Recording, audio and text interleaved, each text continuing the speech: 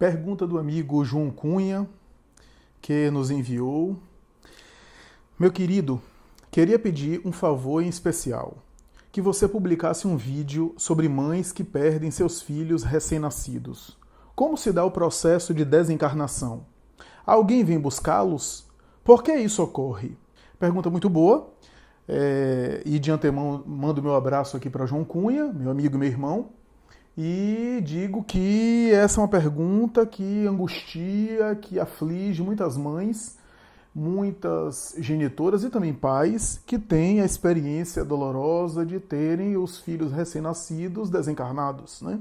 A experiência de conviverem com um filho esperado, acalentado, cujo projeto da gravidez, da gestação, o projeto da maternidade e da paternidade foi muito pensado antes e mais tarde idealizado e concretizado em pouco tempo para depois experimentar uma dolorosa frustração e uma experiência de luto muito dolorosa na desencarnação de um filho muito pequeno, de um filho recém-nascido.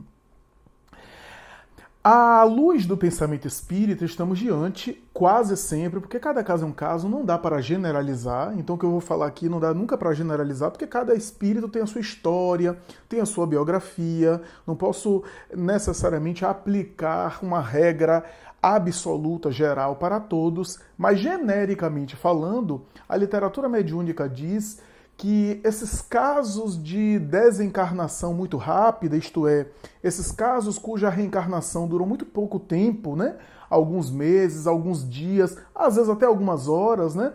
Logo após o parto e o bebê mais tarde desencarna por alguma complicação, à luz do pensamento espírita, não obstante todas as causas biológicas que existem, mas as causas biológicas para a doutrina espírita é reflexo da herança espiritual daquele reencarnante que traz. Então, para o pensamento espírita, na literatura mediúnica geral de credibilidade, nós temos a informação segundo a qual, quase sempre, estamos diante de um tempo específico e muito pouco de vida material, de vida biológica, que o espírito precisava vivenciar para cumprir determinada etapa, isso é, para fechar determinado ciclo, para acabar determinado processo.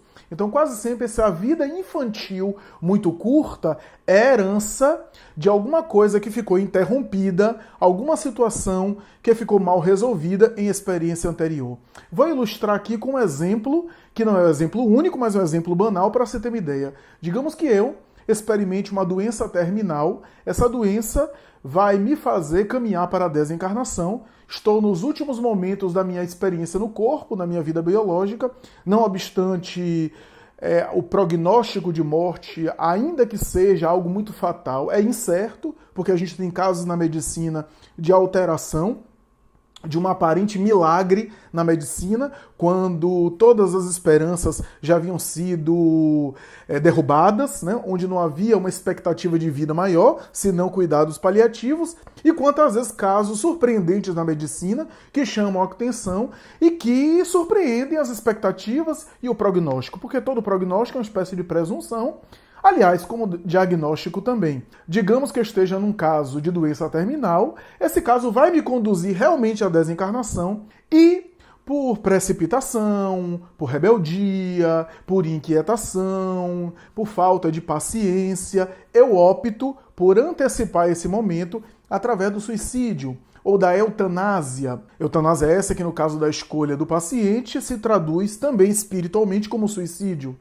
Esse período que me faltava e que, graças à minha precipitação, minha antecipação e até em alguns casos a rebeldia, me é exigido retornar numa vida infantil, porque pela falta de valor à vida física e pelos momentos, os minutos que me faltavam da experiência física que eu poderia aproveitar, eu não aproveitei. Agora eu volto numa vida infantil, onde eu tenho um período muito curto de experiência física e tenho uma frustração de ter essa vida física interrompida, como eu interrompi em experiência anterior. Então esse aprendizado fica no espírito de ter a sua vida física frustrada, a reencarnação se completar, isso é, do ponto de vista da gestação, cumprir os 9 meses, se efetivar a reencarnação através do nascimento e, naturalmente, a experimentar uma grande frustração de ter uma complicação biológica e do espírito ter que se retirar do corpo por inviabilidade da experiência material. Essa é a explicação geral que a literatura mediúnica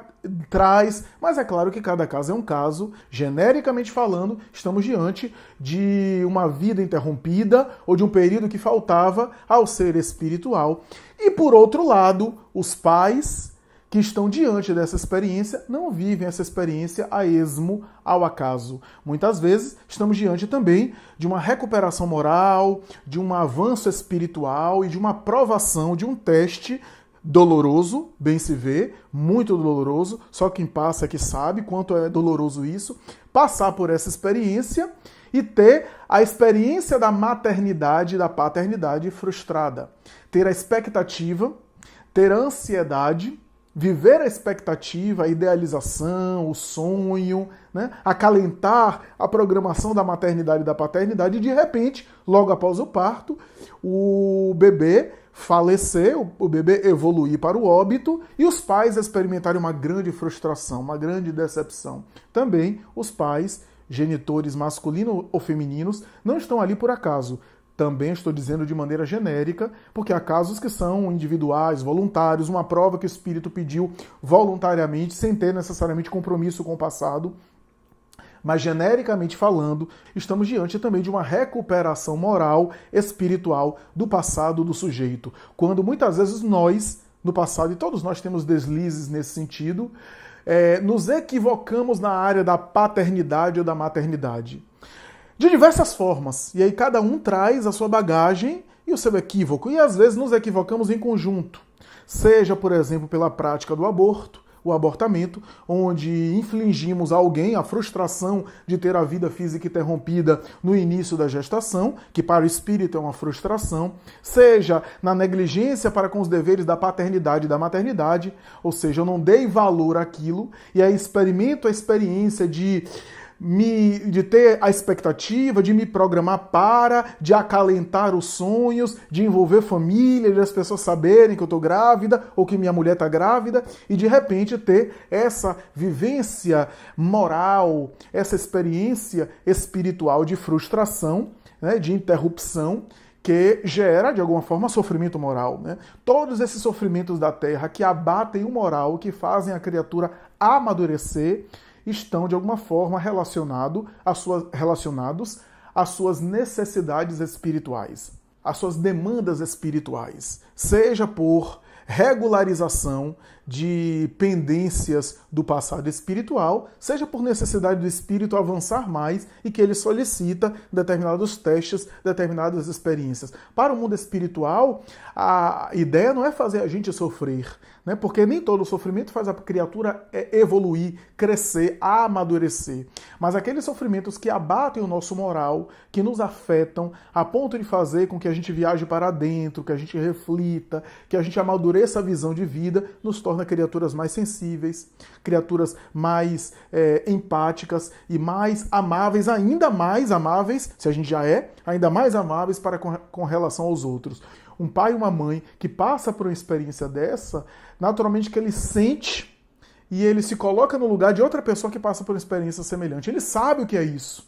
Né? Então essas experiências que a gente passa na pele faz com que a gente também fortaleça o nosso tônus emocional, espiritual e nos torne mais resilientes em relação à vida, mais compreensivos em relação ao próximo, mais compassivos e empáticos em relação à dor do outro. Porque quase sempre a gente não aprende no exercício do afeto. Quase sempre a gente aprende quando dói em nós. E a gente olha para o lado e percebe que deve ser doloroso em relação a outra pessoa, né?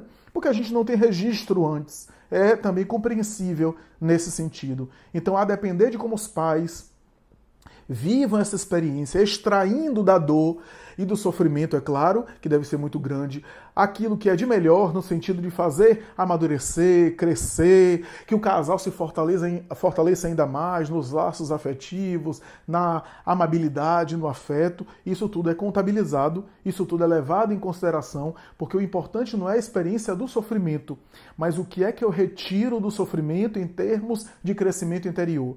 A dor, como diz o espírito Amélia Rodrigues, pode amadurecer ou pode revoltar. Então aprendamos a tirar a melhor parte dessas oportunidades, mesmo aquelas de natureza desagradável.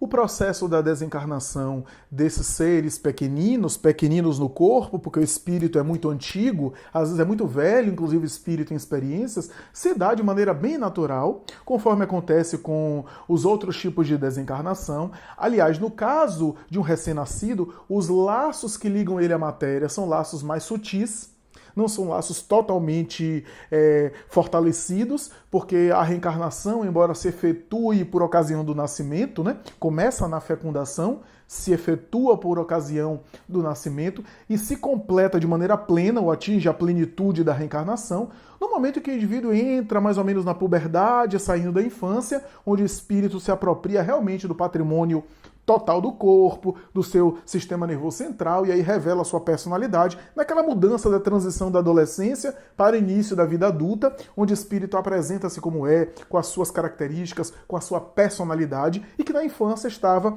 relativamente bloqueado, né? Aquela mudança da transição da juventude, né?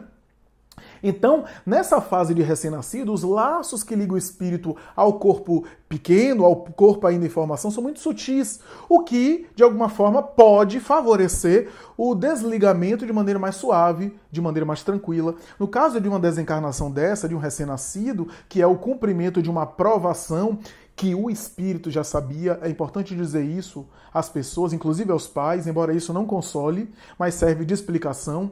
O espírito do bebê, do reencarnante, já sabia que ia passar por uma experiência dessa, porque uma experiência dessa de grande porte estava previsto. Ao passar por esse tipo de experiência, os laços não tendo ainda uma vinculação mais vigorosa com a matéria, são mais sutis, isso facilita também no desligamento.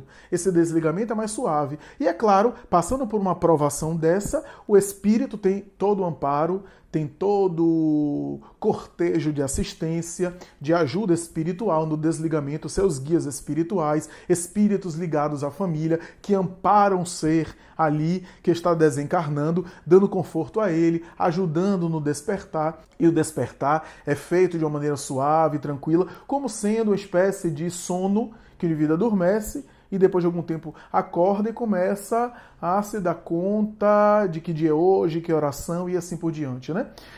O espírito não fica necessariamente bebê ad perpétuo no mundo espiritual, porque era o corpo que era bebê, era o corpo que era recém-nascido, o espírito não era necessariamente recém-nascido. O espírito, se desligando da matéria, ele pode recuperar um patrimônio do passado, uma identidade que ele tinha antes da reencarnação, ele pode se fazer de outra forma. Muitas vezes fica afetiva e amorosamente ligado aos pais, ou aqueles que eram seus pais nesse período curto, né? Fica ligado ali, porque às vezes tem laços espirituais com eles, né? E fica ali. E se for o caso de ficar no mundo espiritual e não voltar mais, esperam os pais, mais tarde, anos depois, desencarnarem, assumem a forma daquele bebê com o qual era conhecido, com o qual ficou identificado, para se fazerem reconhecidos, para receber os pais mais tarde, quando na futura desencarnação, quando ocorre a morte dos pais mais tarde, né, anos depois, ou, o que é muito comum, mais comum ainda, esse mesmo espírito ligado a esses pais voltarem a reencarnar por intermédio deles, para aí sim dar prosseguimento à sua jornada evolutiva. Já cumpriu aquela etapa de uma herança anterior e agora volta para sim, agora sim ter a condição, o direito e o merecimento perante a lei divina de gozar de uma vida mais longa, dos projetos reencarnatórios e quase sempre, frequentemente, volta no mesmo seio em que viveu aquele processo doloroso